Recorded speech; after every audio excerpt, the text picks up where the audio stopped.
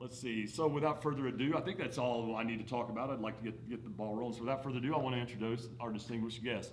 He's an author, an activist, journalist, executive director of worldbeyondwar.org, campaign coordinator for rootsaction.org, and he hosts Talk Nation Radio.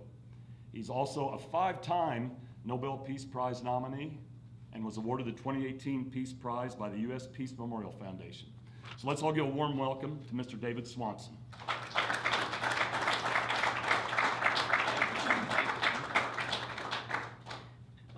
Well, first of all, thank you for having me here. Beautiful city, what I've seen of it, and beautiful videos. I'm going to now be preaching to the choir with at least most of you, and the choir is perfectly in tune already, so we'll see what I can add. Happy United Nations Day for the total elimination of nuclear weapons, by the way, which is an international holiday which happens to be today. We at World Beyond War, we just produced a book that's over here on the table called a Peace Almanac that has useful information about each day of the 365 days of the year, and that's one of the things you learn about today. Raise your hands if you've ever watched a movie or a TV show on Netflix. Keep them up if you've ever watched one called Servant of the People. Okay, so you haven't watched the best one. Oh, you have, okay. I just want to mention this briefly, a couple things before I start this slideshow here, but Servant of the People is in Russian, has subtitles in English, and it has an actor who stumbles his way accidentally into becoming the president of Ukraine. And he, as Mr. Smith goes to Washington, he's pure integrity, and he becomes president of this incredibly corrupt government and starts reforming everything left and right. Funny thing, the actor then was elected actually to be president of Ukraine. And then he gets a phone call from the president of the United States that has made a little news lately. And Captain Integrity turns out to be Master Kiss-Up. Donald, you're my hero, you're my master, you're our teacher, we want to buy your oil, we want to buy your weapons, we're going to get the Russians for you, we'll sanction those Russians for you, we'll do anything you want. And he's a little upset because Donald Trump published at least what he claims to be a summary of the phone call, which was supposed to be a private phone call in which this great heroic figure kisses up to Donald Trump. And one of the things that he says to Donald Trump is, when I go to New York, I stay in your hotel. Now, when Donald Trump makes this public, he puts the president of Ukraine in violation of the Ukrainian Constitution. But when the president of Ukraine says, I stay at your hotel, he puts Donald Trump in violation of the United States Constitution, as he has blatantly been since day one. And this is actually the most solid charge, little noticed though it is, in this whole news story of the past couple days. I stay at your hotel. Presidents are not allowed to have even the appearance of making any sort of profit or benefit from any state government, federal government, or foreign government. This is why Jimmy Carter had to give up the peanut farm while he was president, right? Donald Trump doesn't care. So you now have, the most impeachable, prosecutable president in the history of the United States, who, did you notice that bit in the mission statement of VFP about interfering with other countries? So whether it's Joe Biden getting Ukraine to fire its top prosecutor, and whether or not that's to benefit Joe Biden's own family, or Donald Trump trying to get Ukraine to investigate Joe Biden, nobody cares that they're both blatantly, openly, shamelessly interfering in the government of Ukraine. That just goes without saying. It's the question of how they were doing it and what specifically they were doing that has people upset. And of course, refraining from selling weapons to Ukraine is what has most deeply offended the most Congress members. I mean, this is the gravest sin, to withhold weapons from a war. this is anti-American. So you now have a president who has been, waging illegal wars, threatening nuclear wars, taking kids away from their families, abusing the pardon power, declaring illegal emergencies to violate the will of Congress, blatant open corruption and violence and incitement of racist attacks, and now suggesting that the whistleblower should perhaps be killed for treason. And people are trying to find something that this guy might have done wrong. So let me address this topic that you all already know the answer to. Is peace possible? This is my other favorite bit in the mission of Veterans for Peace, which, by the way, I'm on the advisory board, and I've been a fan and a member and a supporter of Veterans for Peace for years. I think it's one of the best groups we have. I'm not a veteran, I've been an associate member. But to abolish war as an instrument of national policy, where does that language come from? Anybody know where that phrase came from? So another book I wrote called When the World Outlawed War is about the peace movement of the 1920s, which, if you remember the peace movement of the 1960s, 70s, that was nothing. The biggest peace movement we've seen was in the 1920s, and it created, among other things, a treaty called the Kellogg-Briand Pact, which is still on the books. The U.S. and most nations of the world are party to it. It bans all war, and it uses this phrase, war as an instrument of national policy, and it bans the use of war as an instrument of national policy. It also moved from the Kellogg-Briand Pact into numerous other places, including the Constitution of Japan, which was a peace constitution imposed on the Japanese, and then they clung to it and upheld it and made it theirs as the U.S. tried to get rid of it, very quickly after creating it. Anyway, good history in the language of the mission statement. Okay, so I have a prediction how this is going to go, but raise your hand there's going to be two groups here. First group, raise your hand if you think war is never, ever justified. Raise them up really high so we can see how many. Okay, thank you.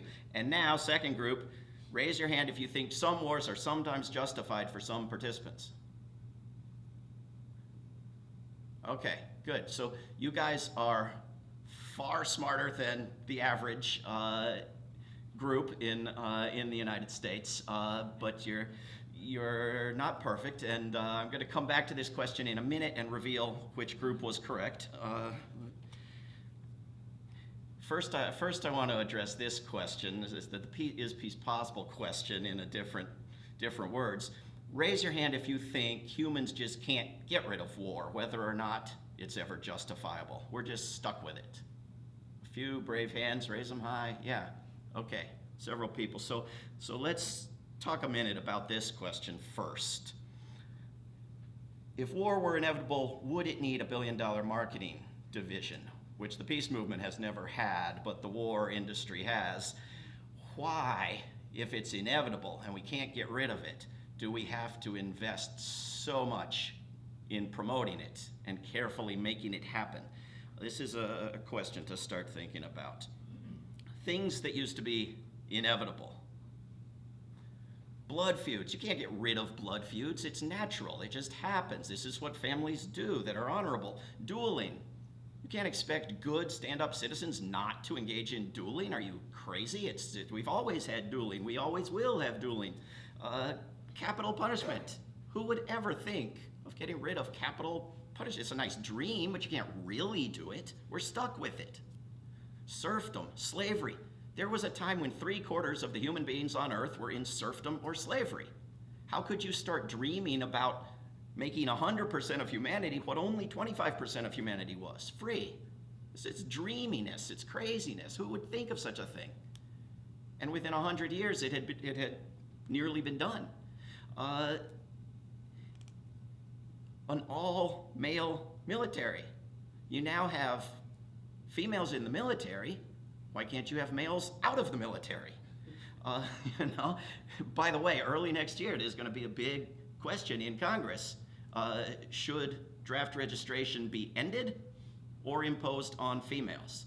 Because it is a violation of young women's rights not to force them against their will to go kill and die for oil profits, right? So, and this is the viewpoint of the Democrats. It's the Republicans who think women just really aren't up to the task, who have the position I agree with for the reasons I don't. So we have to get straight on this question of whether we want to draft or not when it comes up early next year. So many things are called inevitable because they're here and people can't think very creatively, and for no other reason, no actual evidence. And there's no actual evidence to make war any different from any of these thousands of other things. If you look at the history and the prehistory of this species that we are, for most of it, as hunter-gatherer groups, there was nothing remotely resembling war. Since just the last, several percent of the time that this species has been around, war has been sporadic. It's been here and there. It hasn't been most places. Societies have gone for millennia without it. Societies have had it, lost it, got it back again. It's not usually around. It's just in certain places. It's also never looked remotely like what it looks like today. War of 100 years ago does not resemble war of today. War of 200 years ago does not resemble war of today. It's almost bizarre to use the same word for the different things. And in the societies that have had wars, that have engaged in wars, and no society invests more in war planning, war preparation, war making, war waging than this one, than the United States right now, most people, over 90% of people, have absolutely nothing whatsoever to do with war directly. They don't take part in it in any way, and by choice. And they don't regret it. And many of those who do take part in it suffer for doing so. How many cases do you think doctors have recorded on the entire planet of PTSD, post-traumatic stress disorder, from war deprivation? 0. 0 recorded cases of PTSD, brain injury, moral injury, loss of limb, suicidal tendencies as a result of war deprivation. Nobody misses it. People seem to do fine without it. There's also this tendency in this exceptionalist little arrogant corner of the earth we call home to think that what happens in the United States is human. It's something that belongs to humanity. But there's 96% of humanity that lives outside of the United States. And every single one of those people is represented by a national government that invests radically less in war making than the United States does. In fact, you can put them all together, and their financial investment in militarism is close to equal to the United States. Right? And so for the United States to say, well, we have to put another $1.25 trillion into getting ready for more wars and waging more wars next year and the next year and the next year, because it's just the human thing to do. So, well, if you want to move in the direction of the other 96% of humanity, some of them are maybe humans too, you start making cuts. You start moving the money out of the military and waging fewer wars. So human nature does not exist. There is nothing you can point to or define or identify that counts as human nature. Whatever people are doing that they can't justify very well, but they still kind of want to keep doing, they call human nature. And when they're doing something else the next decade or the next century, they call that human nature. But it doesn't actually exist as something you can find and analyze and measure and talk about.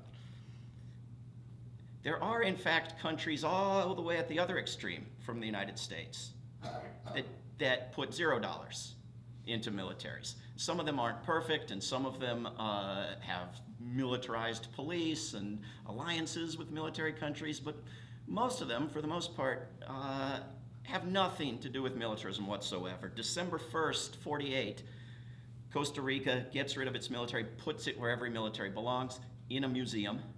And December 1st is Abolition Day, Military Abolition Day in Costa Rica. And funny thing happened.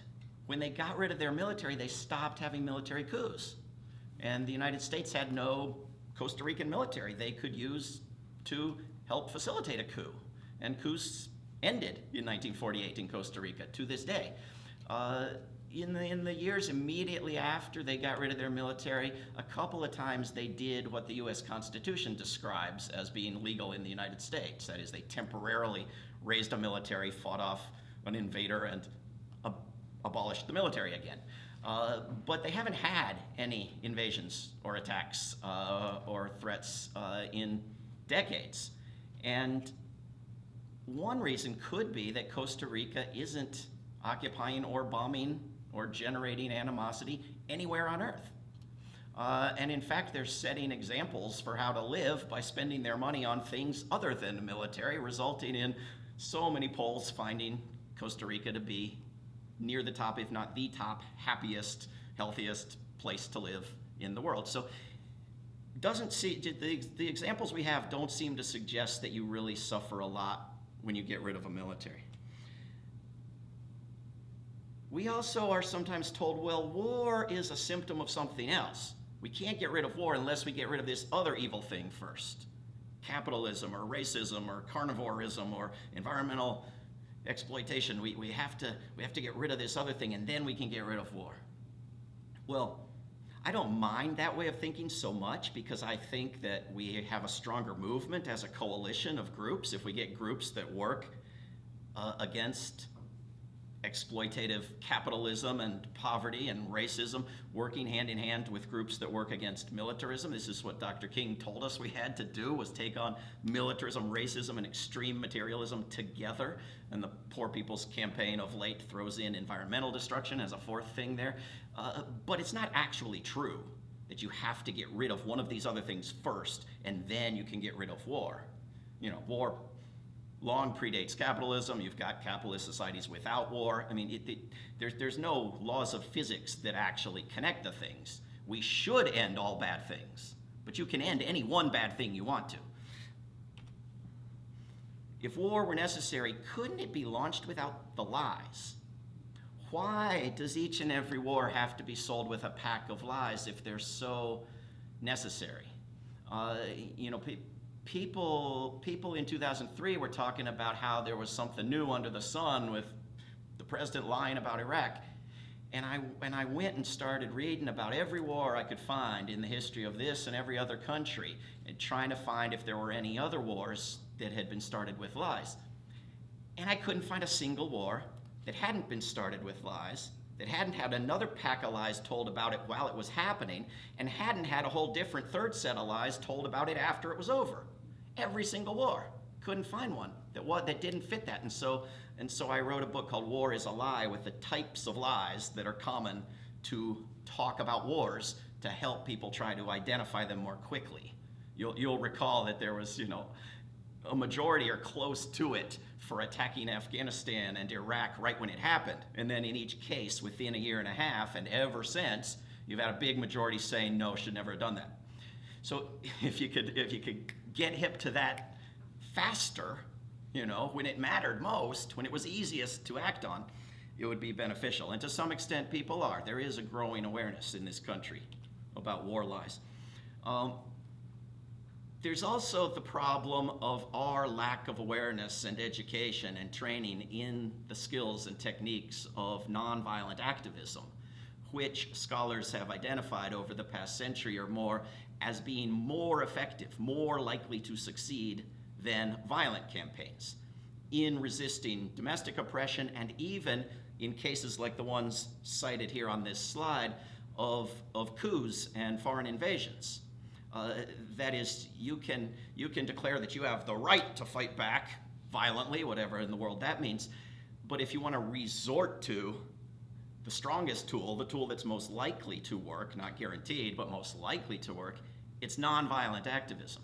And so as long as we read newspapers and watch television and have the phrase "do something" identified with kill large numbers of people, and you have this choice of do something or do nothing, and the whole world of nonviolent activism that has changed the world for the better in every way we know of in the past couple centuries is just erased from the options before us, then we've got the question wrong about whether we need war or not, whether we can justify war or not. Okay, time for a quiz. Which of these things tends to be present where war is? Resource scarcity, human rights violations in need of response, raw fossil fuels, Islam. Raise your hand if you know.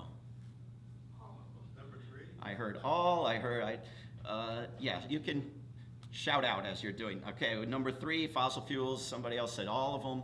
Yeah. Resource scarcity. Somebody says resource scarcity. Islam, definitely. Islam. Well, if you listen to certain professors in academia, generally in Western, white, U.S. academia, Western European academia, where war is sort of a problem that backward, dark-skinned, poor countries create, war comes from things like overcrowding and resource scarcity. But if you actually study the data, there is no correlation whatsoever. If you read newspapers and watch television and listen to what they say when they're starting wars, you would think that human rights violations in need of a knight on a white horse riding in is where the wars happen, right? While the United States is partnered with the single worst human rights violating government in the world, in Saudi Arabia, in waging the single worst war in the world on the people of Yemen, we're led to believe that somehow the wars are motivated by where human rights are the worst. And they are not. There is no correlation whatsoever. There are human rights abuses everywhere in the world, and we hear about the ones where the wars are being waged, but there are worse ones where the wars are not being waged. Let's jump ahead to Islam. It happens to be the case that a lot of U.S. wars in recent years have been waged in predominantly Muslim countries, but not a lot of non-U.S. wars, and there are other wars that are not U.S. wars, and there's not actually any correlation now or going back for centuries between wars and Islam. But raw fossil fuels, wars are over 100 times more likely in countries that are sitting on oil. This is where the wars happen. You'll notice what a big deal it was for oil to get attacked in Saudi Arabia after 18 years of attacking mere human beings and nobody caring. Oil got attacked, and now it's serious. If war is beneficial, why are its victims so ungrateful? This is another reason we're told we need wars. It's actually good for people. It's actually philanthropic. You know, you're attacking people for their good. It's beneficial. There have been polls where a majority of people in this country think Iraq benefited from the destruction of Iraq starting in 2003, and the United States suffered. And in some of them, the people think that the Iraqis are grateful. And in others, they think that they're, wrongly ungrateful for the favor of having destroyed their country. But in fact, nobody appreciates the copping by the global cop. There was a Gallup poll several years back, 5 years back, in 65 countries that asked, what country is the biggest threat to peace in the world? And what country do you think overwhelmingly came out number one in the most countries? What year? The United States of America. We're number one. So this is a video I was going to play if I were technologically up to it, a few seconds of an anti-war video. If you go to worldbeyondwar.org/songs, you'll find tons of songs, and if you know any good ones that are missing there, send them to me. Okay, I'm going to do a magic trick. If you said, and some of you did, if you said that some wars are sometimes justified, think of the name of one such war and shout it out. Or raise your hand if you, or raise it. Germany. Sorry? Nazi Germany. What's the name of that war? Justified? Well, World War II. They made a bit, got carried away. But, who was going to do something about Hitler if somebody had to? Okay, well this gentleman completely ruined my magic trick, which has never happened before, but I did make you say World War II. And the way that I made you say World War II through my magic powers is because almost everybody, except in a room this smart where you get this guy, almost everybody says World War II. In this country especially.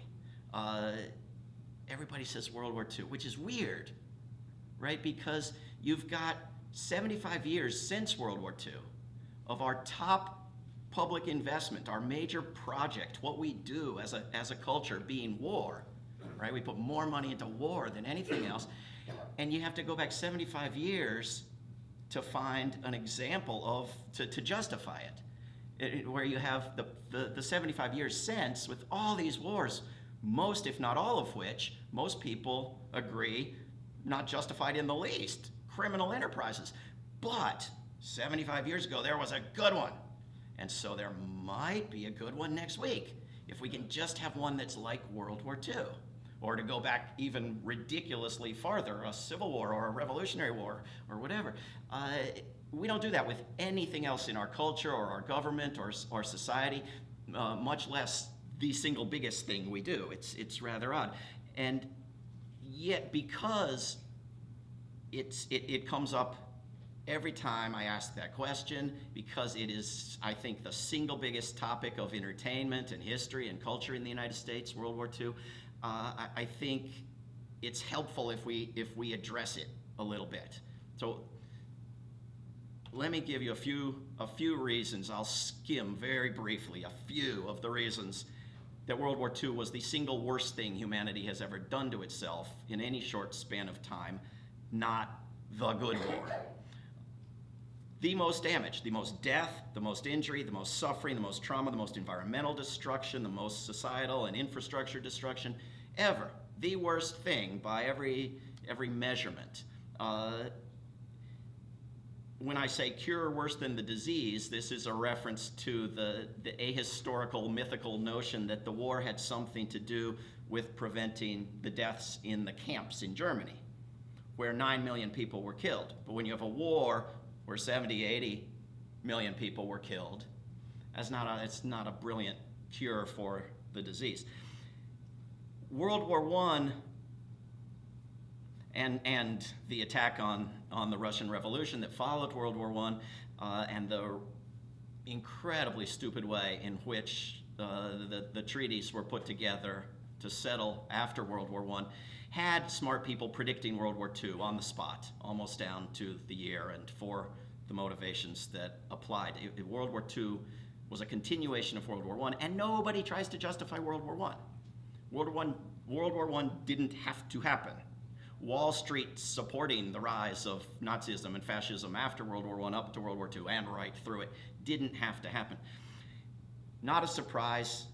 There was not a surprise attack. I'm sorry to say, the United States government drew up a list of ways to provoke Japan and took each of those steps and tried to provoke Japan and did so. Not excusable, not acceptable, but also not a surprise. What's Evian? Weird question, right? What's Evian? Naive, backwards, bottle of water. What else? Peace Accords there are peace accords signed with Evian, but later, in '62. I did not know that. That's interesting, but not what I'm looking for. They were talking about Algeria with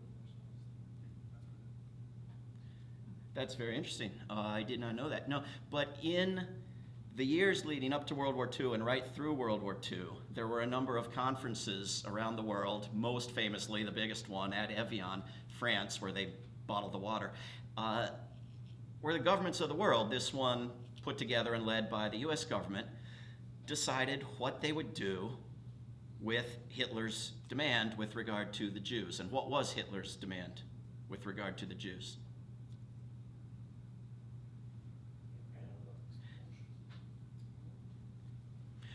He knows. Take them. Take them. I will put them on luxury cruise ships and send them anywhere on earth to anyone who will take them. And what did they announce publicly, shamelessly, at Evian and other similar conferences? We will not take them. We don't want those kind of people in our country. And what did Hitler say? The hypocrites know I'm right. And the plan evolved into killing them. since no one will take them. And right through the course of the war, peace activists, who have always been right, peace activists, were going to the US government and the British government and saying, take the people out, not just the Jews, but all the targets of the Nazis, take them out of Germany. And what was the answer each and every time? Not interested, can't be bothered, busy fighting a war, move along. And so remember I said there are different lies about wars after the wars. Any notion that the war had anything whatsoever to do with helping victims of the Nazis was invented after the war. World War II created total war. Was the first time that the majority of the victims of a war were civilian, not military, and every war since, that has been the case. The notion of the good and evil that we get in our cartoonish culture of the good US and the evil Germany, the evil Germany is pretty right on, but where'd they learn about segregation laws? From the US. Where'd they learn about eugenics? From the US. Where'd they learn about camps? From camps for Native Americans? Where, you know, the division is not as stark as we like to think. And when did World War II really start being called the good war? Yes, during the war that the Vietnamese call the American War. And why? Because in US culture, when a war becomes really unpopular and there's too much opposition to a war and people are anti that war, they have to be pro some other war or they risk being against the whole institution of war, and that is unacceptable. And so a guy named Barack Obama and millions of other people in this country, when the war on Iraq was extremely unpopular, decided that the war on Afghanistan was the good war. Now, if there had been only the war on Afghanistan, there hadn't been 6 other wars, there would have been absolutely no reason for anybody to call it good in any way. There's nothing good about it. There's nothing legal about it, moral about it. But because there was a bad war, there had to be a good war. And this is also how World War II became a good war. Anybody know why Americans don't like taxes?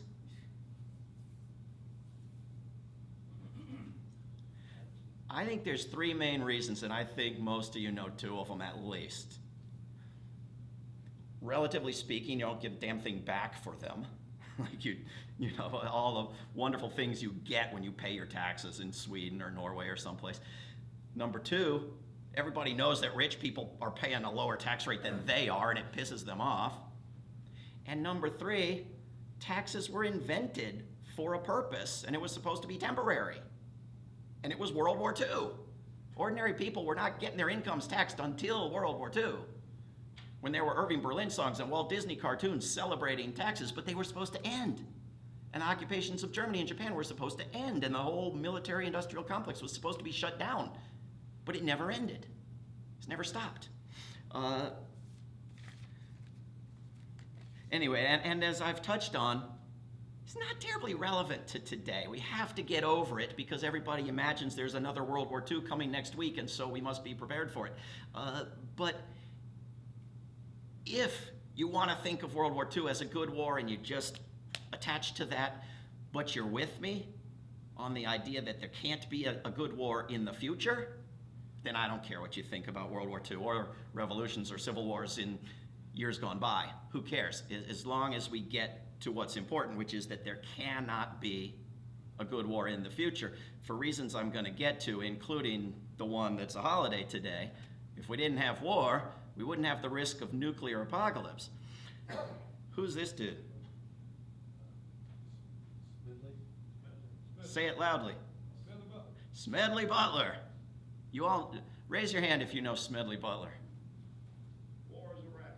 All right. Well, you're better than most rooms in this country, but not where we should be. Everybody should know a few fewer war heroes and a few more peace heroes. There's a Smedley Butler chapter of Vets for Peace, you know. Smedley Butler believed all the patriotic nonsense, lied about his age, joined the Marines, fought in wars around the globe, Asia, Latin America, ran Haiti, for God's sake. They ran Philadelphia. It was in charge of prohibition in Philadelphia until he started locking up rich people for drinking, and then they gave him the axe. Most decorated U.S. Marine, 2-time Congressional Medal of Honor, medals look at all those medals. And world famous as Mr. Soldier, the model warrior, right? And then some funny things happen. One, he gets locked up in Quantico, just like Chelsea Manning, or then Bradley Manning, if you know who that is. Even though he ran Quantico, he gets locked up there. Why? Anybody know why they locked him up? Because he told a story about a lovely gentleman named Benito Mussolini running over a little girl with his car and making a Obama-esque remark about only looking forward, and just drove on. And this was not good for friendly relations with our fascist friend in Italy. So they locked him up. Another, even funnier thing that happened later, about a dozen of the very wealthiest people in the United States put together a team and went and studied fascist movements in Germany and Italy and France, and came back and devised a plan to overthrow Franklin Roosevelt and create a fascist regime in the United States. And they decided that the only person in the country that all the veterans would listen to was Smedley. So they tried to hire him. And Smedley went to Congress and spilled the beans, and they held hearings, and the thing fell apart. And historians think it could have succeeded if he hadn't done that. So, smart guy who, as somebody mentioned, started going around the country denouncing war as a racket, as a criminal enterprise, denouncing his whole career as piracy on behalf of Wall Street. So I found out the other day that Smedley had given a speech at UVA in Charlottesville, where I live, and this struck me, that he talked about peace as popular and war as unpopular, as if that were just inevitably the norm. And he said, have you ever heard of anyone condemned for preserving peace? Well, we all have, ever since World War II. It's appeasement. It's failure to start the wars fast enough. We have to try to get back to that culture he was in 1937. That in 1938 they almost created a requirement for a public vote before you could have a war, and Roosevelt stopped that. The U.S. sells weapons to this percentage of the world's dictatorships. Which one's right? Some of you are starting to catch on that it is always the worst one. Dictatorships, by the U.S. government's own identification of foreign governments as dictatorships, the U.S. authorizes U.S. weapons sales to 73% of them. And the U.S. military trains the militaries of nearly that same percentage of them, right? So actually, no, wars aren't fought coming to the rescue of human rights abuse victims, but a lot of human rights abuse victims are victims of governments with U.S. weapons and U.S. bases and U.S. military trainers. This is so everybody gets outraged that Trump talks to the leader of North Korea. Talks to him. The norm is to sell him weapons and train him how to use them. I'm going to get upset because he talks to him. So this is the second of the two videos that, if I were technologically competent, I was going to play a few seconds. So World Beyond War is having its next annual conference next week in Ireland, in Limerick, Ireland, and there's a band called the Cranberries from Limerick, Ireland, that has this song called Zombie, about war madness as zombie thinking. And so I try to think about, what if we got rid of zombie ideas that just keep coming back? A point I touched on earlier, it's the future that matters, not what we think of past wars. Raise your hand if you can imagine a justifiable war in the future. You don't have to describe it at length, just raise your hand if you think you can imagine such a thing. I guess if somebody, attacked our shores, we got invaded by, say, Russia or China. Right. We would want to defend ourselves. Right. So this is the most common answer is We must fight off the invaders who are going to occupy us and take away our freedoms, and we have the right to violently fight back. Even though there's not remotely any threat of invasion or occupation, the United States, and is it super urgent? Because we're going to have all questions and answers for hours if you want.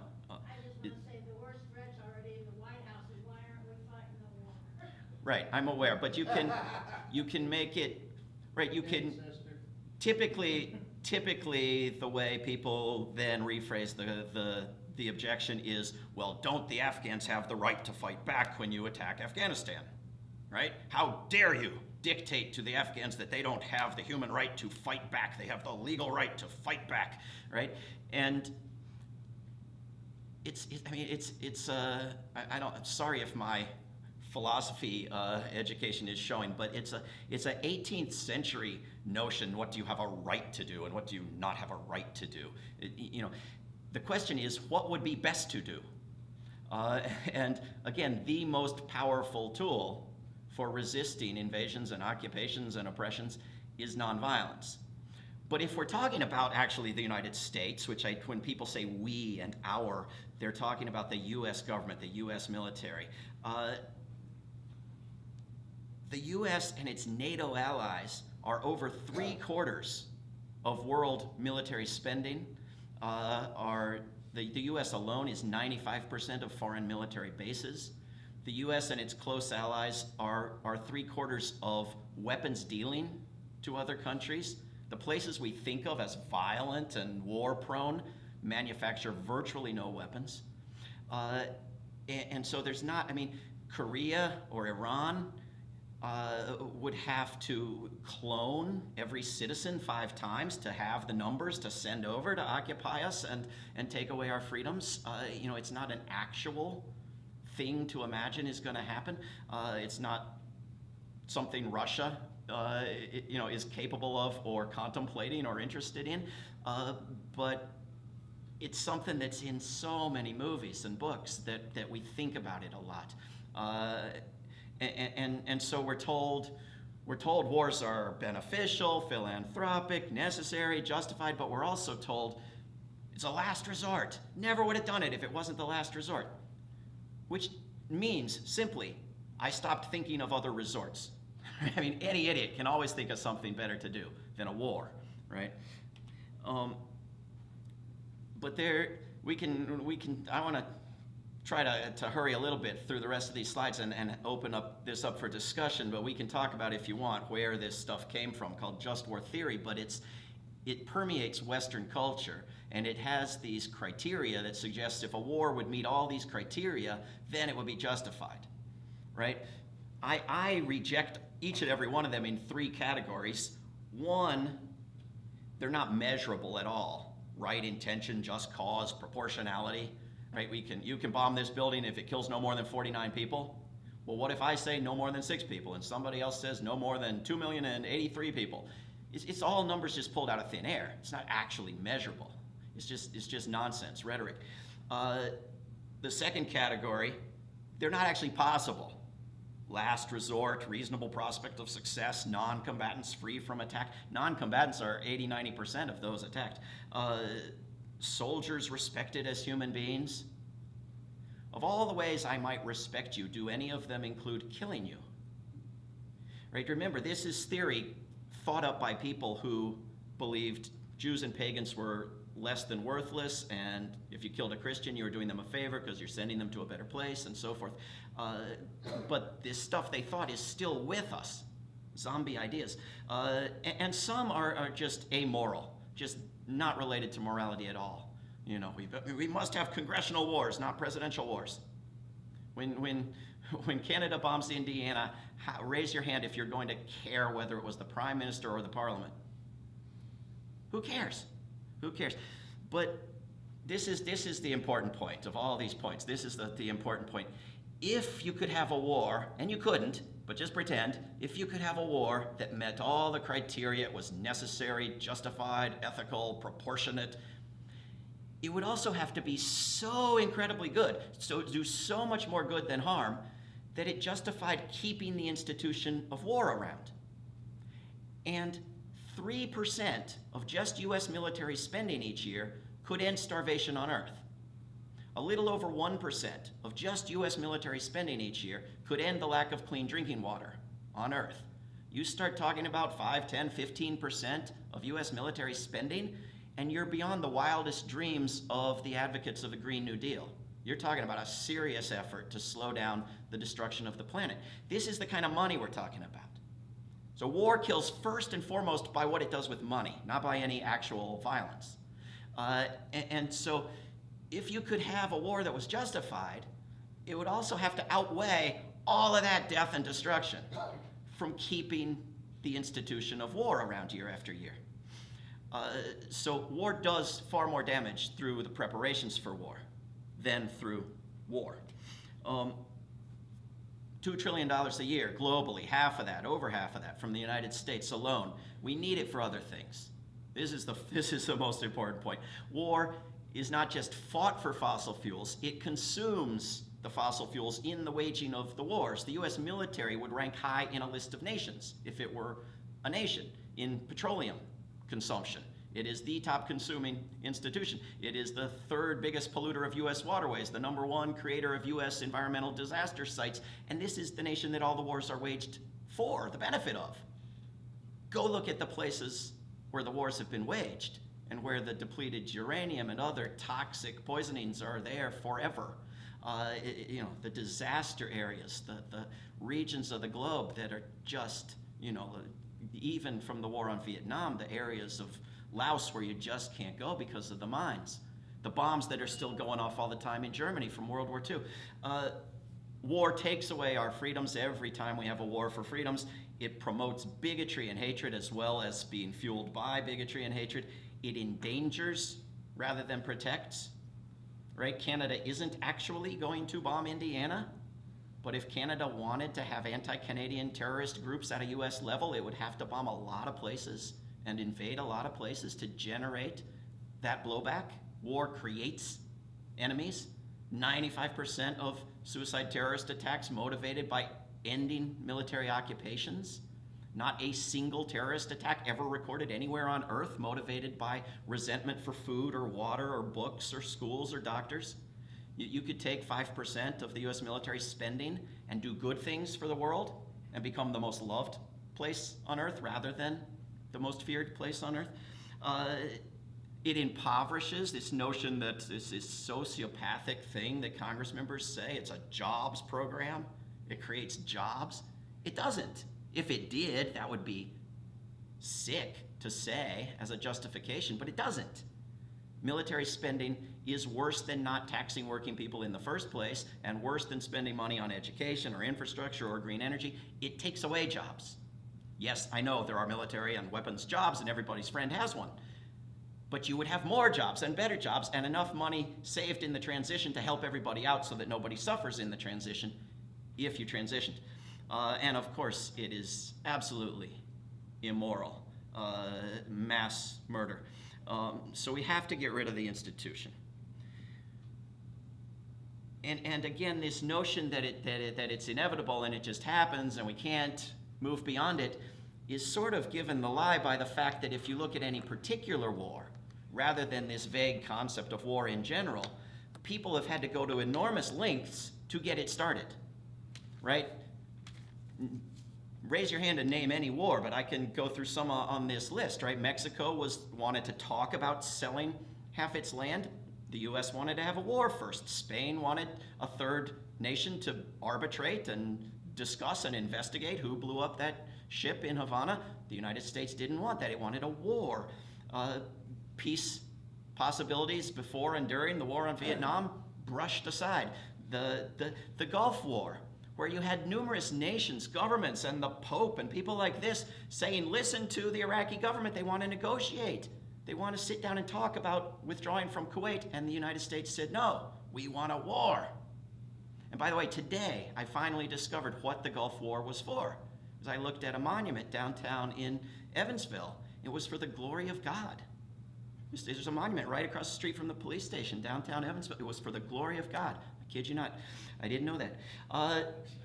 The Afghanistan, the Afghan government wanted to turn bin Laden over to a third nation, be put on trial. The U.S. didn't want a trial, it wanted a war, so on and so forth. Seems like a contradiction, the other half of this slide, but that you have to construct peace, right? You would think you just stop going out of your way to create wars and you'll have peace. But we have structures of government and society that fuel wars, that lead to this creation of wars, and we have to change those systems, those structures. World Beyond War has a book that outlines what governments and international bodies and economics and culture could look like in a world that didn't lead to war, that involved reversing the arms race, which the U.S. could do in an instant, that involved international law and democracy, which this country, by the way, is an extreme holdout on major human rights treaties that in some cases every other nation on earth is party to, that involved aid and cooperation. And by aid, I don't mean weapons. When you hear about this aid to Ukraine being withheld, they're talking about weapons. I'm talking about actual aid, diplomacy, cooperation, unarmed civilian peacekeeping as a tool rather than armed so-called peacekeeping, a culture of peace where we have peace monuments rather than all these war monuments. Monuments like the Four Freedoms Monument, I like that one, but peace monuments. And where we get rid of this exceptionalist idea that the other 96% of humanity aren't really quite as important or responsible as this 4%. So what percentage of the top 4 weapons-dealing nations are permanent members of the UN Security Council, this body set up to rid the world of the scourge of war? Anybody know? 100%. Yeah, I may have given it away when I said it's always the worst one. 100%. United States, Russia, China, France. And the UK is often number 5 there, but not always. So what do we need to do? We don't need to make predictions. We don't need to declare we're optimistic or pessimistic. We need to do activism, which, by the way, is very good for you. Look at how Greta Thunberg overcame her depression. Activism. It's very good for you. It's also very good for the world. So I work through World Beyond War. I work through Roots Action, which is an online group that does petitions and email actions. We do education. You make books and videos like your videos, and then you spread them around and get them into schools and classrooms and get them seen and talked about. We do divestment campaigns. Get your local city, county, state, university to take your money out of weapons dealing and fossil fuel dealing and any other awful thing you want to take it out of. We just did this in Charlottesville. We're doing this in places around the world. Talk to me if you want to do it here. We're doing a campaign around bases, working to close bases and virtual bases that the U.S. military uses as bases. We do lobbying, we do protesting, we do coalition building. So now, here's the real question. Raise your hand if you're more inclined in this moment to believe that we can, should, must end all war than you were 1 hour ago.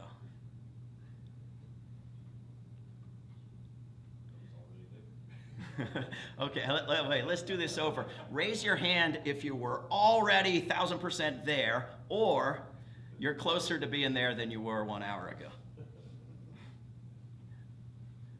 Almost everybody. There's a few holdouts. But I think it's important. When you do this, by the way, in a college class or in a high school class, it doesn't take any particular skills. Just take a PowerPoint like this and say stuff like this, and you get 100% at the end. And you had 5% at the beginning. Because people it doesn't take any particular eloquence or brilliance. They've never been told anything. You tell them, and they get it pretty darn quickly. Not 100% every time, but sometimes 100%, sometimes 90%. And yet, nonetheless, one of the big arguments we always get back is, well, you can't change people's minds. People don't think, they act on emotions. You can't tell them stuff and persuade them. I've had a room where everybody raised their hand to say, I've been moved to think we should end all war. And then we have question and answers, and somebody says, well, you can't actually change anyone's mind. And I said, well, did you see those people who raised their hand a minute ago? So it's important to remember that you can, not always. Because for one thing, you're not always right. I'm not always right. But you can change people's minds for better or worse with facts and reason.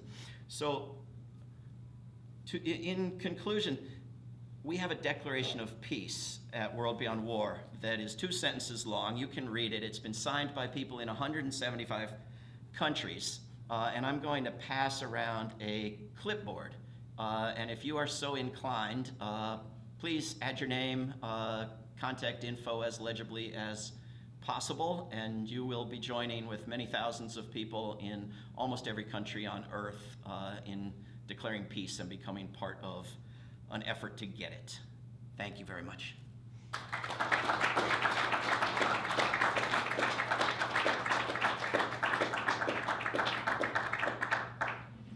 So, questions, comments? I'm getting this clipboard out, but please go ahead. And do we want to have a microphone go around the room, or can you guys speak loudly?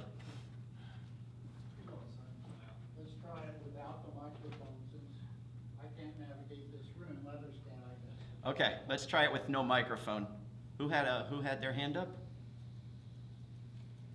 Yes. With all of the stats that you have and the numbers, which Just in case. are good for this type of lecture, how do you get the young people from U of E, from other college, from the newbies, to come in and listen to this instead of watching Fox News? How do you get people to come in and listen to you? Well, not easily. I can't tell you the magic solution that will solve that dramatically for you by tomorrow, and I don't know that I can tell you anything that isn't blatantly obvious, but you get the professors to require them. You get the professors to give them extra credit if they do. You get the professors to encourage them. You get student groups to be part of planning the event in the first place and be totally involved with it and have student speakers and facilitators and participants.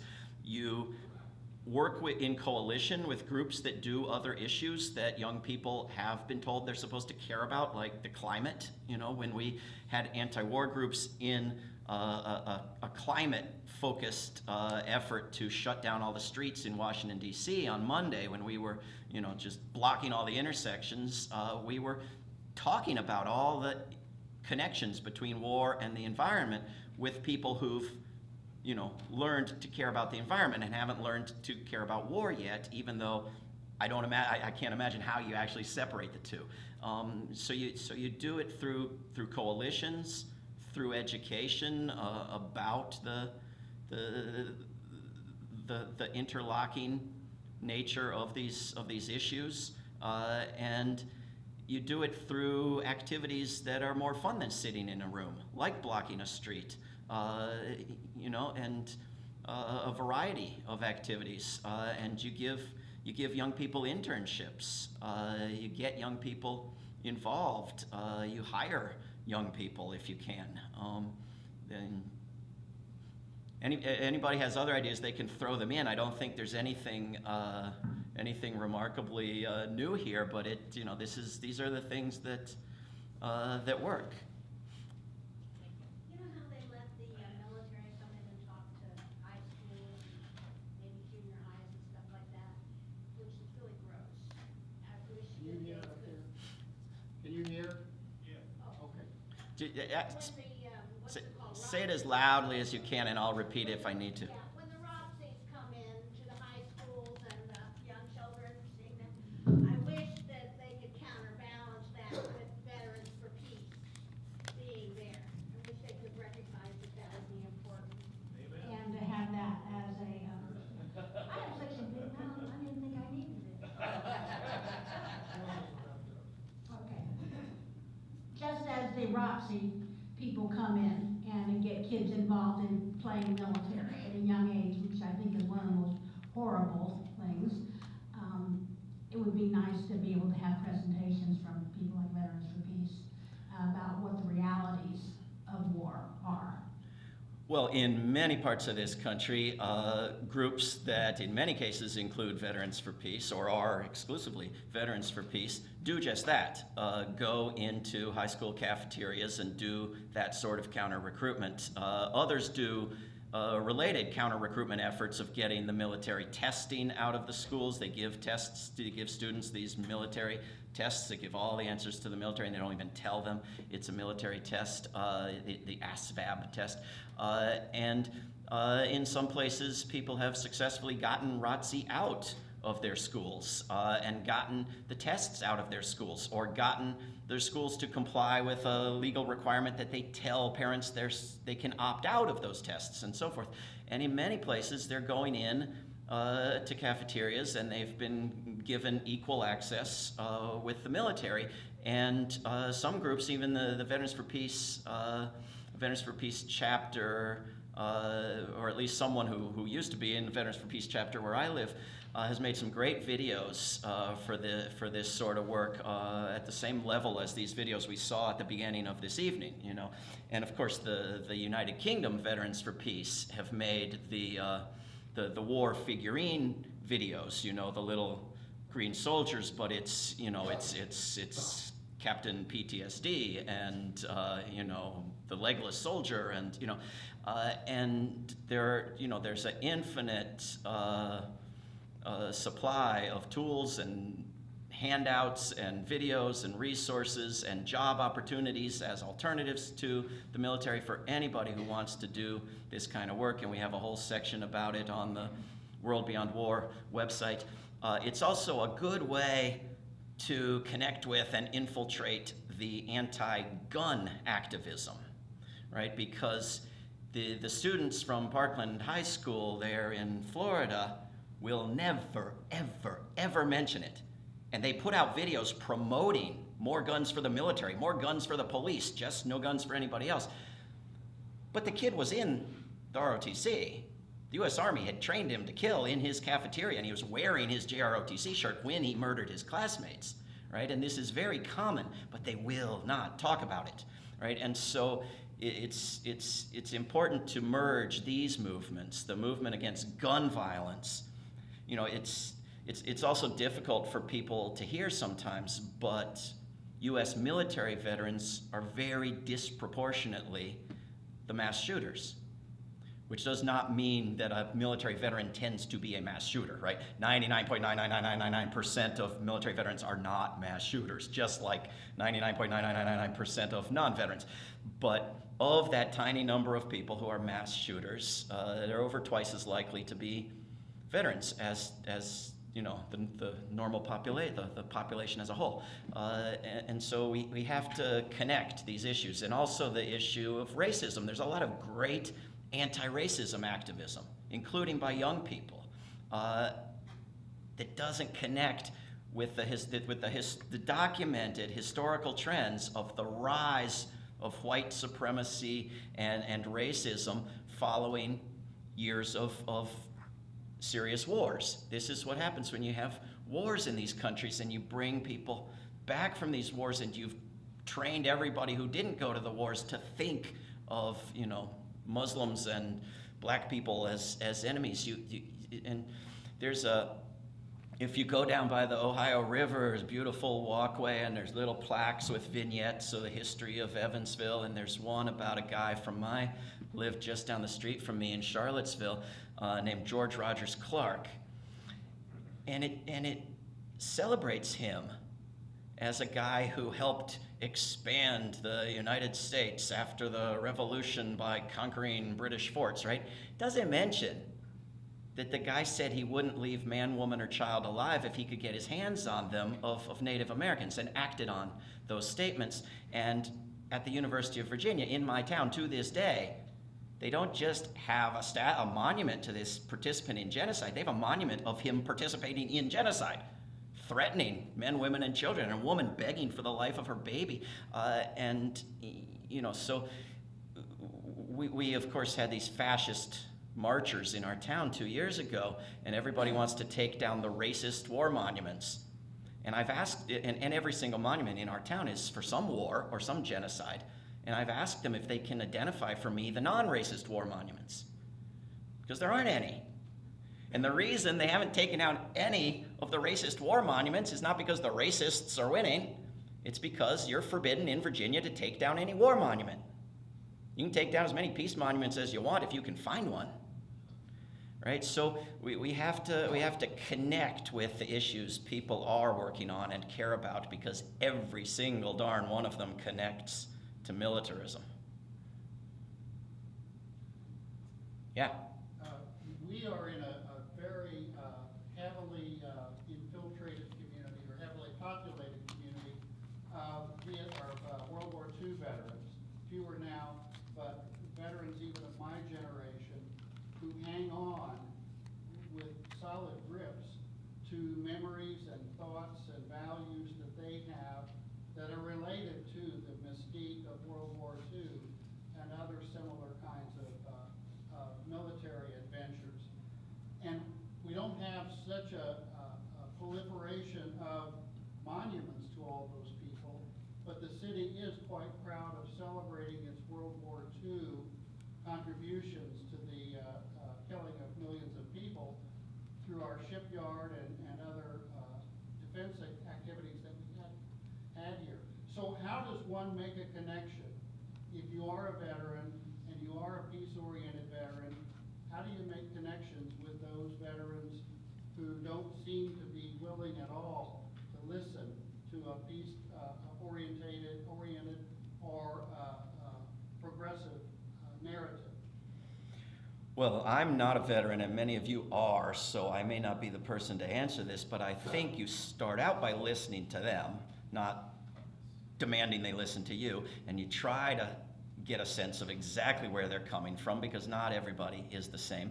And if you can talk to them about what a different world it is, that in World War II, nobody had nuclear weapons. Now, 9 countries and rising have got nuclear weapons, and we know more about them. We know that a little nuclear conflict between any 2 of them, or even an accident in any one of them, can create a nuclear winter where we all starve to death. And that our luck is going to run out. We can't go on being miraculously lucky and surviving hundreds of near misses with these things. If you talk to them about the fact that in World War II, there was no understanding of laws against war or international bodies or the illegality of conquest. It was an era of colonialism.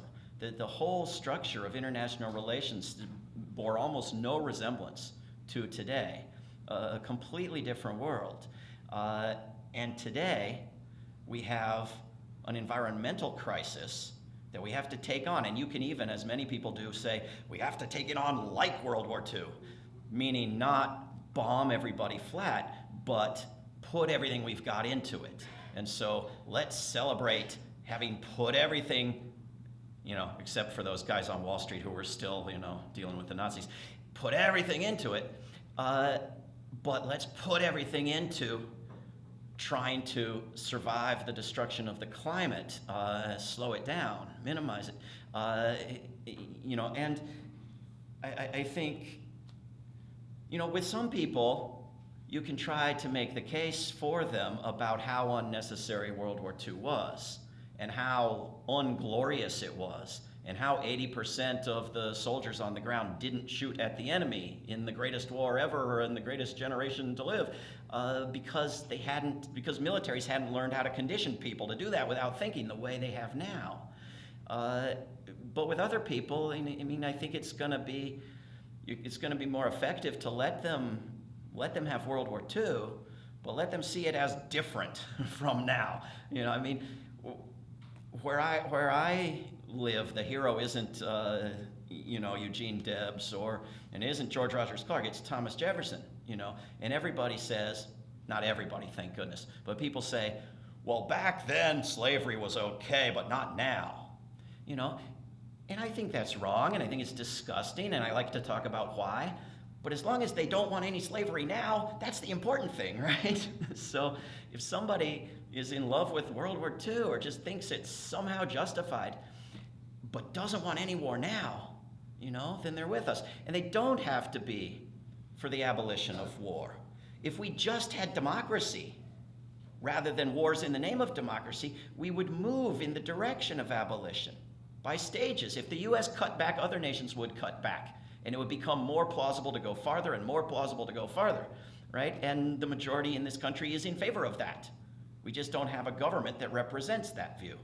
And so if we could just start moving in the direction away from war, it would, by stages, become evident to everybody that we can move a little farther that way. So we have to get it started, and we can move people by stages, you know? People don't have to be for abolition, as long as they're for the process that starts moving in that direction. Thank you. Carl. I'd like to comment on the ASVAB. Now, my dot is in occupational and adult education. That test is the best attitudinal and aptitude test that has ever been developed. And that's why schools use it. The very downside is that the connection with the military. So one of the things I would think that we need to do is maintain that test, yet take it out of the military's hands. I don't know the legality, and I don't know whether it's already done lots of places, but if you like that test and you want to use it, but not send the results to the military, Exactly. fine with me. But they own the test. Yeah, well, you know, change a few words in a few of the questions, and let them sue you for plagiarism. Not to Yeah, mention thank you maybe for the coming and test itself. speaking. I'm curious about your comments about human nature. I think you'd agree that war is often caused by selfishness, and greed, and untruthfulness, liars, what you call them. Do you think, do you think that that people have to be taught to be selfish and greedy and untruthful, or would you agree that there's something in human nature that seems to be, I don't know if you're a parent or not, that kids actually are naturally selfish? There was an anthropologist in Indonesia who found a man who used, poison darts to shoot animals and cook them and eat them. And slave traders came and took his friends and family members, and the anthropologist asked, why wouldn't you shoot at those people who are coming for your family? And he said, but that could kill them. And the anthropologist said, well, yes, it could kill them, but it could kill them. He was incapable of comprehending the idea of killing a human being. There were teachers who went to a group of children in Africa and said, here's a bag of candy for the first kid who gets to that tree over there. And the kids all joined hands and jogged together to the tree. And why didn't you want all the candy? Well, I wouldn't. Why would I want all the candy if the other kids didn't get any? Couldn't comprehend the idea of being happy with all the candy if everybody else didn't have some. What we are is not simply what we're born as, or what we're developing as inside our mothers. It is dramatically what we're raised as, what culture we grow up in. And if you grow up in a culture where the cartoons and the music and the books and the movies treat violence as simply normal and ubiquitous, and torture as routine and effective, it has an impact on you. It makes it hard for you to imagine. It's as hard for you to imagine that guy in Indonesia as it is for him to imagine you. But neither person is any more or less human. You're both exactly as human. There's never been a society without conflict, but there have been societies without war. There are people in this country beginning to grasp that other countries have arguments and disputes, but because there aren't guns lying around everywhere, they don't have as many gun deaths as a result.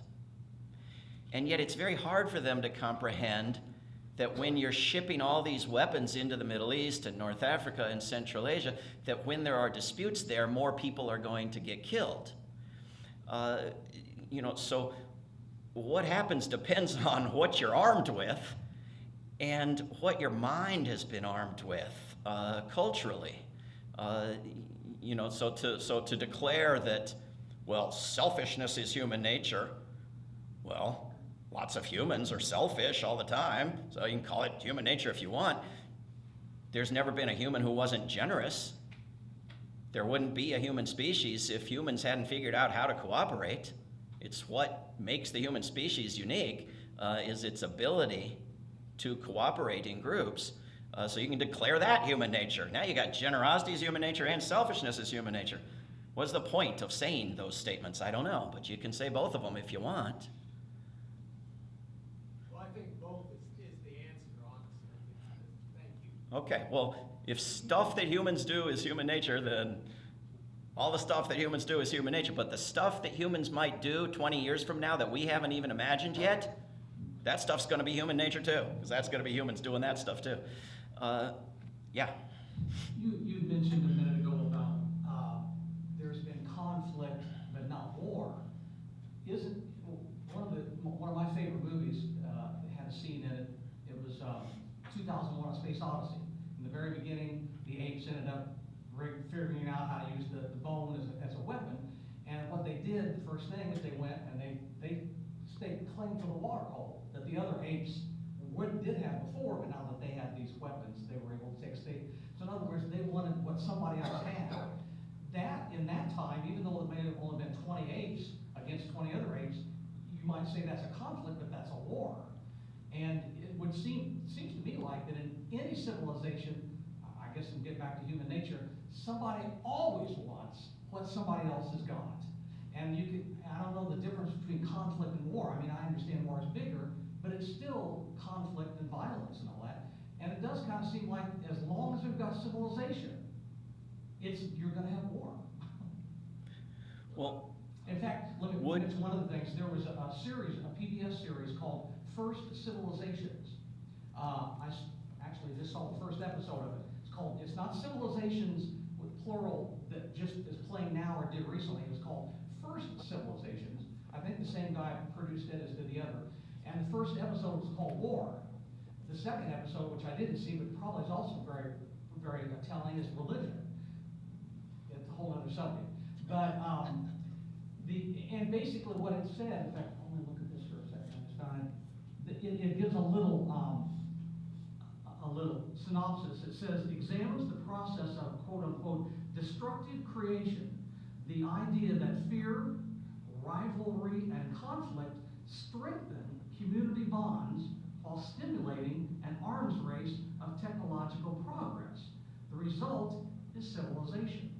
Ancient Mesoamerica exemplifies this development.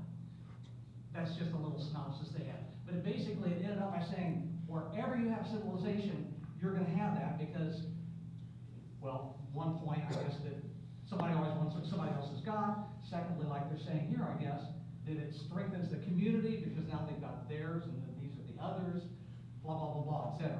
What's your comment on that? Well, it's factually, radically false. Cultures, nations, continents, chunks of this continent have gone millennia and centuries without war. And many of the periods of the greatest flourishing of culture and arts and all the wonderful things that we think of in Japanese culture flourished during the centuries when the Westerners were shut out and when there was no war. And I assume you understand that 2001 was not a documentary about apes, right? This was a fictional movie made by this culture a few decades back, right? And anthropologists in this culture back in the 1950s, 60s, they would put, you know, man the killer in the museum, the caveman with the weapon next to the animals and the Indian and the Eskimo. And they would find, you know, scratches and wounds in the bones of cavemen and say, look, they fought wars. Man the warrior, been that way for millennia. Then they looked a little more closely and came to prove overwhelmingly, and there's now agreement among all the anthropologists, this was man the meal. Man had been chewed on. Man was food for large wild beasts. Man was afraid of tigers and bears. And this is, if you read Barbara Ehrenreich's book on blood rights, on the origins of religion and war, this is where she ties the two of them together in humans, men and women and children's fear of being dinner, which is what was the experience of humans for most of the existence of this species until it started killing off all the other species of humans and killing off all the other species of large animals. So you know, you can say there's always war, but there isn't. Most places on Earth, there's not. Most times, there's not. And even if you just want to keep saying there's always war, if you're willing to acknowledge, as I began with, that every other government on this planet invests less in war than the U.S. government, and that it's physically possible for the U.S. government to move a little bit of money away from war and into human and environmental needs, then we're in total agreement on what needs to be done. You know, that would be a start, certainly, yeah, too. Well, you can believe we'll never get to the finish line, but as long as you want to start with me, great. And moves it. Well, yeah, maybe 500, maybe 1,000, 2,000 years from now, I don't know. You know, another movie that I think of is that one, I can't think of the name of it now. Never mind, I'll pass on that. Somebody else can talk. Well, I mean, that's the good thing about having the organization like the United Nations, right? To try to work on the world cooperating instead of being pissed off at one another all the time. And I know it's a tough endeavor because call it human nature, whatever the hell you want to call it, it's society. Different societies are believing whatever they believe, you know, and labeling so-and-so as an enemy because of whatever reason, because they have what you want or religion or whatever. There's always some reason that people want to do that, but that's the good thing about when they came up with the idea of the League of Nations, UN, that's where they try to get the people to really look at each other and work together to help the whole, I almost said effing planet instead of effing it up. You know, I mean, isn't that kind of what we're trying to work on with that? I mean, I'm a big believer in the UN personally. I'm not saying it's always working out to everyone's benefit, but it's a step in the right direction, right? It's very likely a step in the right direction. It needs very badly to take the next step or to be replaced by something that will take the next step. I have a theory as to why the United States would not join the League of Nations, but would join the United Nations. And that is, put it simply, that in the League of Nations, the U.S. was going to have to be one among equals. And in the United Nations, it is not. They have given veto power, individual veto power, to the biggest war makers and war dealers and weapons dealers on Earth to run an organization with the mission of getting rid of war. Now, does this make a lot of sense? So if you could democratize it, and if you could get rid of the veto power, yeah, it's a big step in the right direction. It's got potential. The League of Nations was probably a better proposal, but you know. In some ways, Yeah. in some ways it was, but the Kellogg-Briand Pact, which predated the UN Charter and didn't say, thou shalt not have war unless you claim it's defensive or the UN authorizes it, but said, thou shalt not have war, period. Defensive, philanthropic, humanitarian, none of it. I prefer that one. Yeah. That's a better law, because even though none of these recent wars qualifies as legal under either of those big loopholes, defensive or authorized, everybody imagines they do, right? And when everybody turned against the Iraq War, everybody, even the best peace activists we've got, started telling me that the UN had authorized the war on Afghanistan. It didn't, but they believed it did simply because the UN did not authorize the war in Iraq. So it must have authorized the war in Afghanistan. Well, you know, it's having this notion that a war could be legal somehow that's persuaded everybody either that all the wars are legal or that it doesn't really matter. It's just sort of up to your preference to say whether you think a war's legal or not. It's just, you know, a matter of personal preference. No, they're all illegal. And if if the UN Charter were stronger, people would know that. Right. Well, I mean, you know, unfortunately, we withdrew from the Tokyo Agreement for the climate, you know. If we could get, or Paris, I'm sorry, Paris Agreement for climate. If we could be...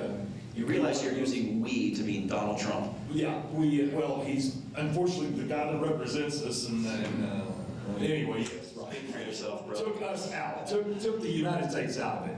All right, how about that? Yeah, exactly. That's more accurate, because, yeah, we definitely disagree with it. But the fact that every nation, what was the one that wasn't on that? There was only one, and now we are one, there's two, including us. I don't remember who the one was off the top of my head. I don't know, but I know that the military was never included. But anyway, the fact that they were able to make that actually happen, even though it isn't necessarily always that successful, why can't we do the same thing as far as peace? You know, I mean, and instead of just worrying about the climate, which, like you said, it goes hand in hand, no question about that. But wouldn't it be nice if we get every nation, except maybe one little podunk one to not, or but all of them, to agree as much as they did with that? Yeah.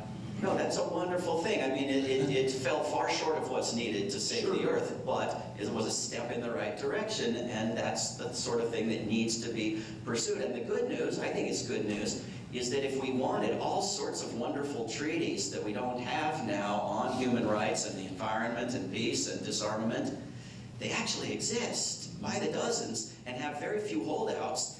And on some of them, the U.S. government is the only holdout. It's not just the only government that pulled out of Paris.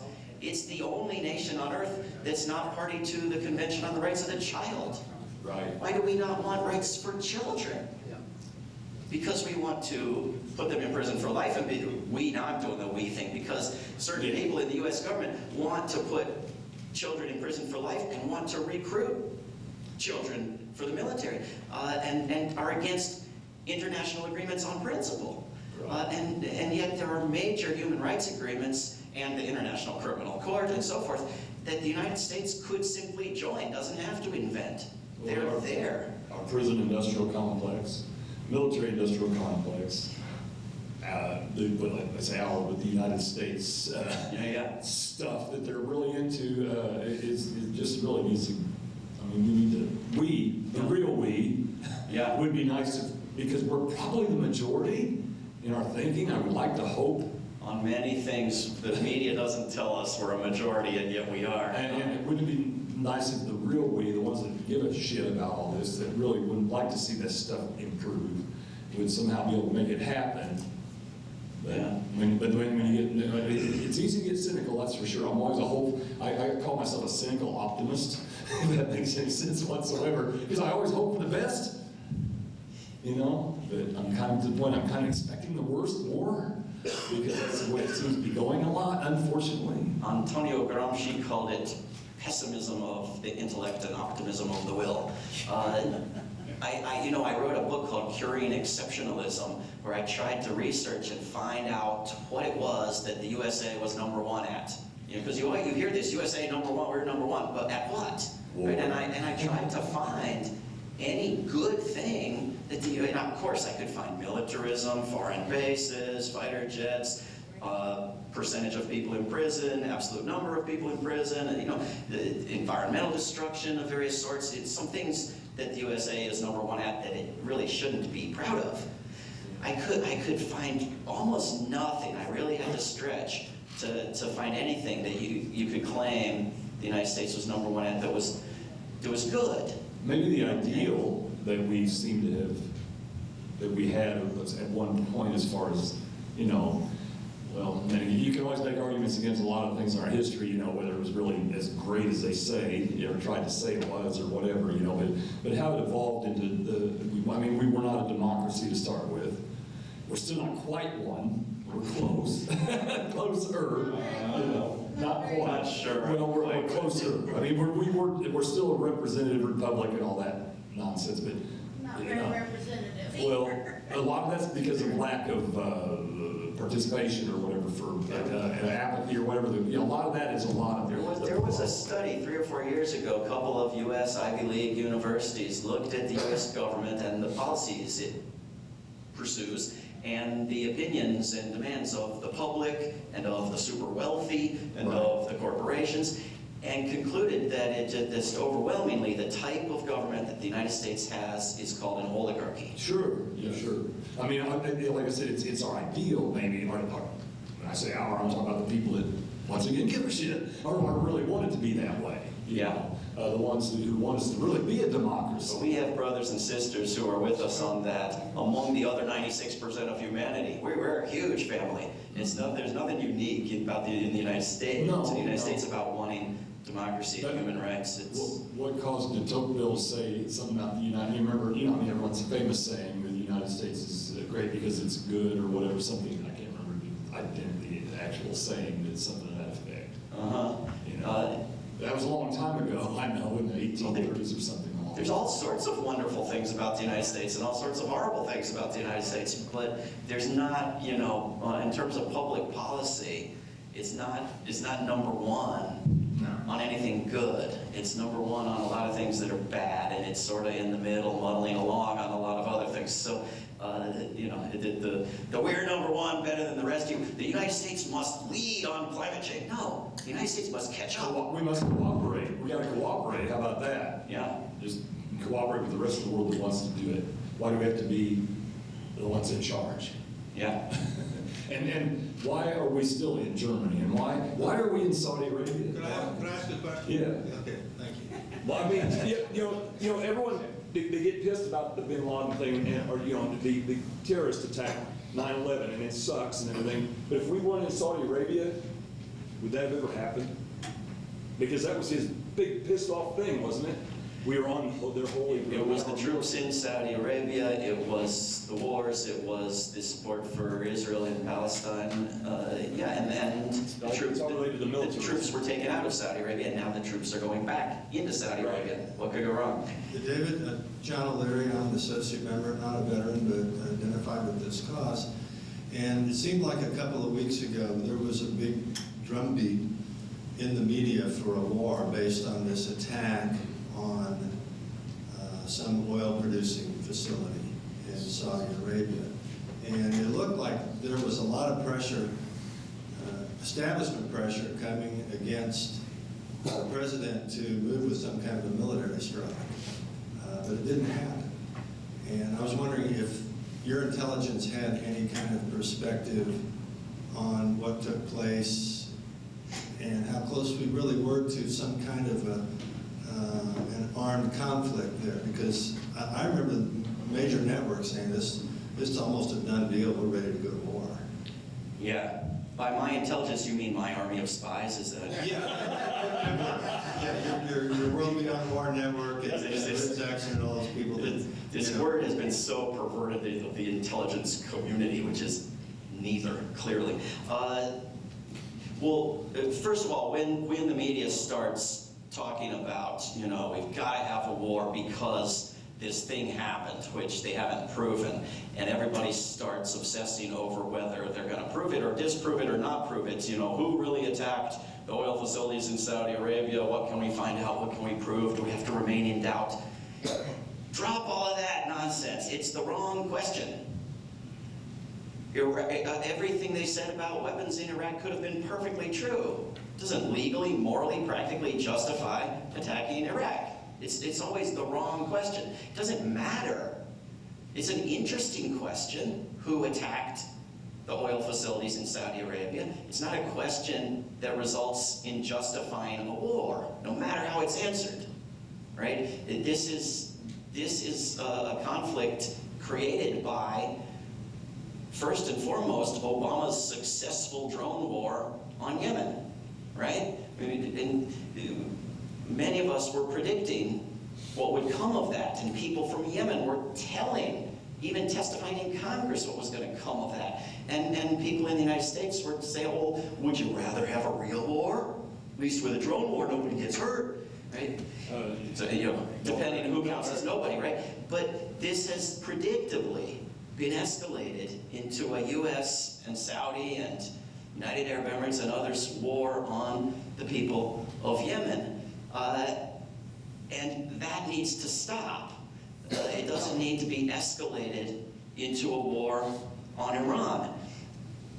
But the interesting thing about coming up to a war on Iran and then not having one is how many times that's happened and how many times it's been stopped largely by public pressure in 2015, in 2007, et cetera, going back through the decades. In 2007, people within the so-called intelligence community blurting out that Iran had no nuclear weapons program. And every time you stop this war that's urgently needed or we're all gonna die, it makes it a little less believable the next time the same darn war is urgently needed or we're all. So we don't get, we don't get the holidays for the times we stopped a war on Iran. Nobody marks it in their calendar. But it's important to remember how many times it's been stopped. And I think it's even more important to remember the victory that everybody thinks is a failure. And that is what Veterans for Peace and every peace group in this country and several others did about Iraq 2002 through the present. And that is we moved the population of the globe against it, moved the United Nations against it, to vote against it and declare it a crime, exposed the lies and hypocrisies and brutal, thuggish nature of the war makers and the atrocities right through it, to the point where nobody, even Donald Trump, wants to be the idiot who starts another war on Iraq. And they pretend, including Trump and Biden, they pretend they were against that war, that they were for, right? And has anybody yet seen the movie Official Secrets? If you guys have another event this year, make it that. This is the best movie that's been produced that's anti-war. Did anybody remember who Catherine Gunn was? So the intelligence people over in England have an agency that's the equivalent of the NSA that spy on everybody, blatantly spy on everybody's private everything. And Catherine Gunn had a job there because she was good at languages. And they got an email from the NSA in the United States that said, hey, there's this vote coming up at the UN on whether we get to attack Iraq or not.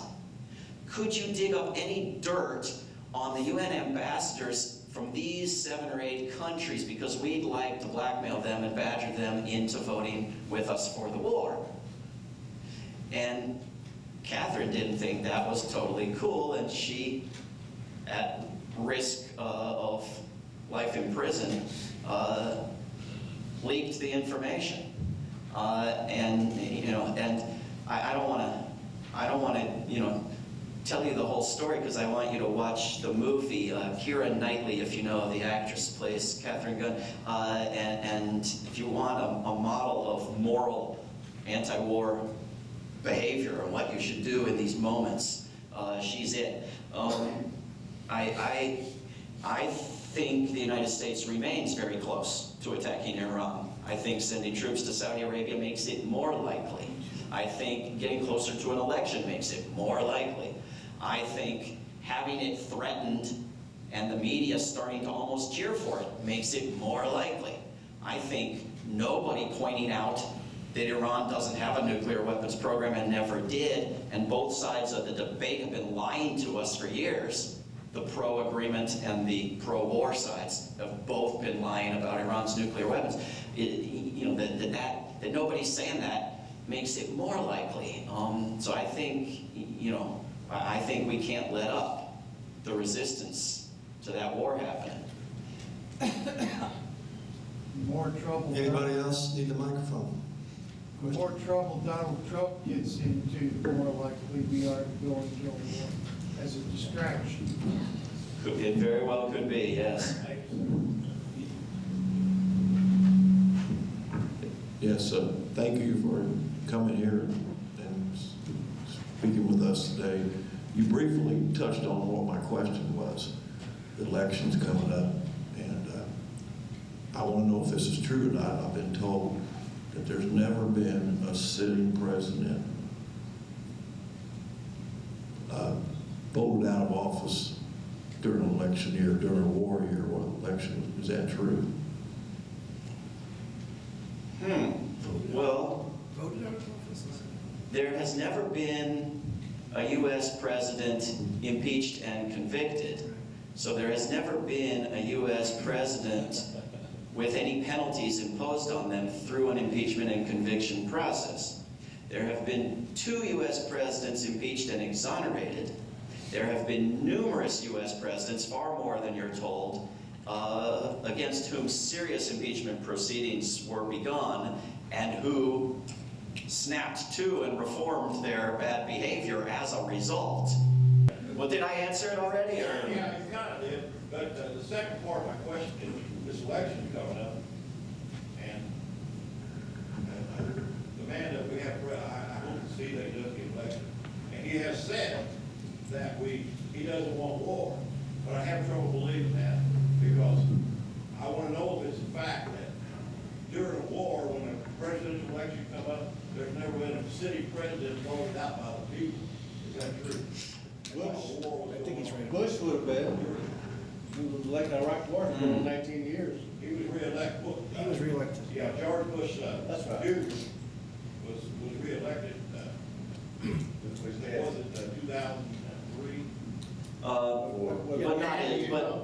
But not his daddy His dad. after the Gulf War and during minor Central American wars. Technically, that was still going on. Yeah, it depends somewhat. I think it's a very interesting question. I think the assumption that what's happened before dictates what happens in the future is not guaranteed. But I think the answer probably depends a little bit on what you count as a war. This notion that the war in Afghanistan is the longest war it's not only depends on how you measure the war in Vietnam, but also relies blatantly on the assumption that the wars against the Native Americans were not real wars because those were not real people with real nations. But certainly there were wars against Native American nations that went on for decade after decade, the same wars, even not very far from here. I'm certain there were presidents voted out during those times. The wars are not as popular as presidents like to think, and the media likes to think. And even if they tend to be more popular at first, that honeymoon has gotten shorter. And Trump was elected in large part by pretending to be anti-war. And a number of swing states not that far from here, one of several factors that made enough of a difference in that election to decide it was military families who thought Hillary Clinton was more likely to get their family members killed than Trump was. Whether they were right or wrong, I'd leave up to you, but they thought that. And enough of them thought it to decide the election. There are 85 other factors you could point to that decided the election, but that's one of them. But Trump said he was against, all these regime change wars, and they were big disasters, and he was going to end them. And he also said, but I'm going to do them right and steal the oil and kill their families, right? So what are you supposed to believe from a guy who says stuff like this? My answer is, look at the money. What did Obama said? Much more pleasant things, right? He was only going to escalate the good war and de-escalate the bad war and so forth. But he wanted a bigger, badder military. and so did Trump. And they both got it, and the results have been bad in both cases as a result. There's people to this day tell me Trump is an anti-war president. As long as you don't count escalating each and every war he inherited and dramatically escalating the drone murders and expanding the military spending and expanding the base construction in Africa and Asia and Europe and heightening the Cold War with Russia and continuing to put the missiles right on the Russian border and demanding that the NATO nations spend more on war and ripping up the INF treaty that's held off nuclear war for all these decades since Reagan and Gorbachev, and which is illegal, by the way. He can't just rip up that treaty. The treaty says he can't. Not my kind of anti-war president. I want to. Space Force. Space Force. We are finally more and more nation than we were when he took office, so is that anti-war? But when he does do something anti-war, even if it's just ceasing to do some crazy pro-war thing he had been doing, like he stops threatening North Korea and says, I'll talk to them. Well, then all the Democrats freak out and demand that he be more hostile toward North Korea. So, that's not the way for us to go. Let's oppose the bad and encourage the good. Wrap up? We finished? The only president that would have lost an election during the war was probably LBJ. That's why he withdrew. Well, He knew he was headed for defeat. He would have probably lost, and he quit. And Nixon was being impeached and protested by the peace activists, and he left. But he had already been re-elected, though. Huh? He had already been re-elected, though. So. He had already been re-elected, but he was going to be tossed out on his ear, and he knew it. So he left before they could impeach and convict him. Right. Anyway, we can talk without the microphone over here at the table. I'm not in any hurry. Hang around. Thanks for coming. Okay. Thank you.